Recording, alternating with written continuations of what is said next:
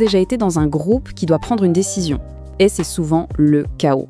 Eh bien, imaginez un instant un groupe qui, lui, prend des décisions cruciales de façon parfaitement démocratique et avec une efficacité, mais redoutable. Ce groupe, il existe. Et non, ce ne sont pas des humains, ce sont les abeilles. On va plonger aujourd'hui dans leur monde grâce aux travaux incroyables du biologiste Thomas Silly pour percer leurs secrets. Comment réussissent-elles ce tour de force de la décision collective parfaite ? C'est une question au fond qu'on se pose tout le temps. Comment est-ce qu'un groupe, n'importe quel groupe, peut faire le meilleur choix possible ? Comment être sûr que la décision prise sera la bonne pour tout le monde ? Pensez-y, dans la vie de tous les jours. C'est le genre de dilemme qu'on rencontre. Par exemple, choisir de nouveaux bureaux pour une boîte. C'est un vrai casse-tête entre le budget, l'emplacement, les transports. Ou encore, pour une famille, décider où poser ses valises pour les 10 prochaines années. Là, c'est l'émotionnel qui s'en mêle, le pratique. On pèse le pour et le contre, on débat pendant des heures et, soyons honnêtes, parfois on se plante complètement. Et pourtant, il y a un groupe d'insectes qui, lui, a trouvé une solution quasi infaillible. Et attention, là on ne parle pas d'une jolie métaphore, non, on parle d'un système biologique hyper performant qui a été peaufiné par des millions et des millions d'années d'évolution.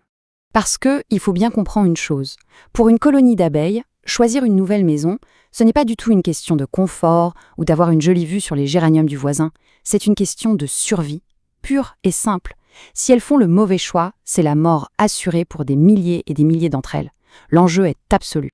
Alors pour bien comprendre comment ça marche, il faut qu'on s'intéresse à un moment clé, un événement assez extraordinaire dans la vie d'une ruche, ça s'appelle l'essaimage.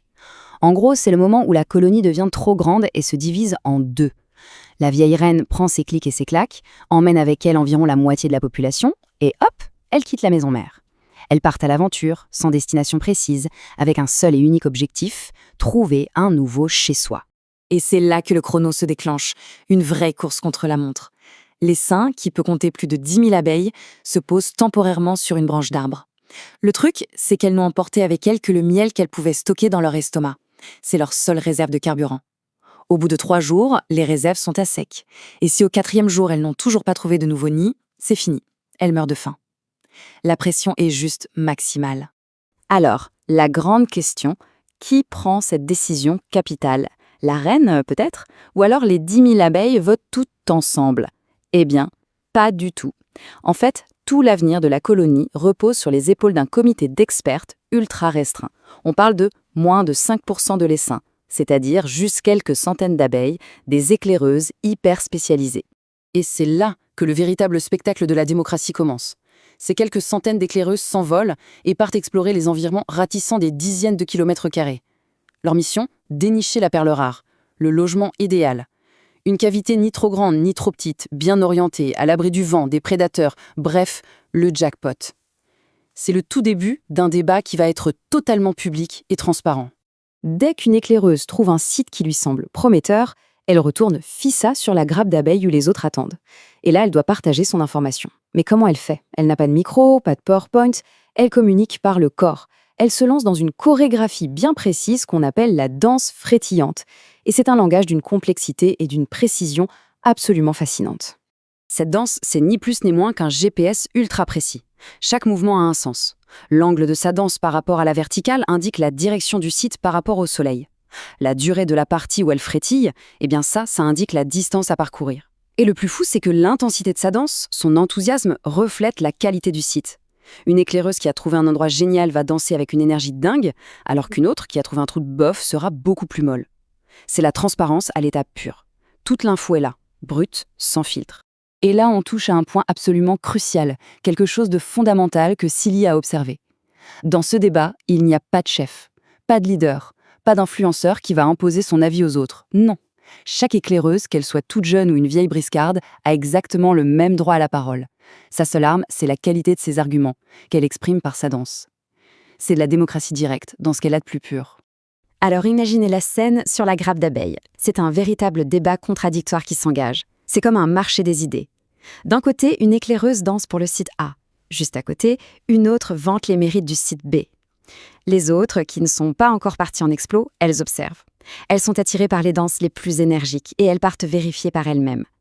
Et si une observatrice va voir le site B et qu'elle est elle aussi convaincue, eh bien à son retour, elle se mettra à danser pour le site B. C'est un système génial d'auto-renforcement. Les meilleures options rallient de plus en plus de monde, tout naturellement. Ok, mais la question c'est comment tout ça se termine?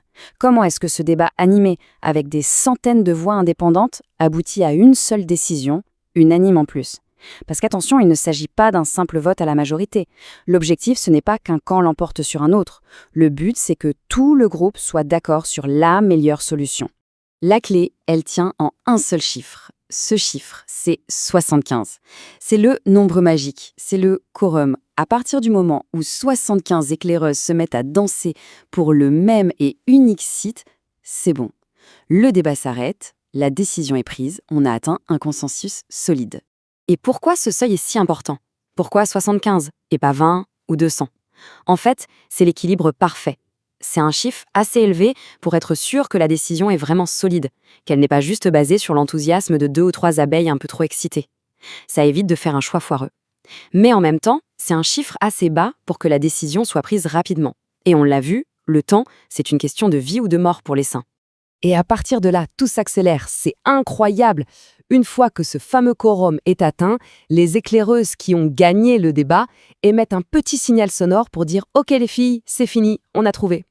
Ensuite, elles se mettent à courir partout sur les seins, à vibrer pour réchauffer les muscles de vol de toutes les autres. C'est le signal du départ. La température de la grappe monte en flèche et puis d'un seul coup, whoosh! Des milliers d'abeilles décollent tout en même temps, en parfaite synchronisation, direction leur nouvelle maison. Bon, il y a quand même une question qui nous brûle les lèvres depuis le début. Et la reine dans tout ça? On parle bien d'une reine, non? C'est une monarchie, en apparence. Alors, quel est son rôle dans la décision la plus importante pour la survie de sa colonie? La réponse est absolument stupéfiante. Son rôle est inexistant. Zéro. Nul. La reine ne participe en rien à la décision. Elle ne part pas en exploration, elle ne danse pas, elle ne donne pas son avis. Rien. Elle reste là, passivement, au cœur de l'essaim. Et une fois que le consensus démocratique a été trouvé par les éclaireuses, eh bien, elle suit le mouvement, tout simplement. Elle se laisse guider par son peuple, vers la destination choisie par le peuple. Franchement, c'est une sacrée leçon d'humilité. Alors, au final, qu'est-ce qu'on peut bien retenir de ce processus absolument incroyable? Parce qu'au-delà de la fascination, du côté magique de la chose, Thomas Sillet nous montre que cette démocratie naturelle, elle est pleine de leçons pour nous, pour nos propres groupes, nos propres sociétés. L'analogie la plus puissante et la plus parlante que fait Silly, c'est celle avec notre propre cerveau. Pensez-y, un essaim d'abeilles en train de choisir un nid, ça fonctionne exactement comme un cerveau en train de prendre une décision. Chaque éclaireuse, c'est comme un neurone qui va chercher et traiter une info. Sa danse, c'est le signal électrique que le neurone envoie. Et le consensus final, le décollage de tous les seins, c'est l'équivalent d'une pensée, d'une décision, qui émerge de l'interaction de tous ces milliers de neurones. C'est l'intelligence collective dans ce qu'elle a de plus pur. Au final, les abeilles nous livrent carrément la recette pour une bonne décision de groupe. C'est ce qu'on appelle parfois la sagesse des foules. Les ingrédients?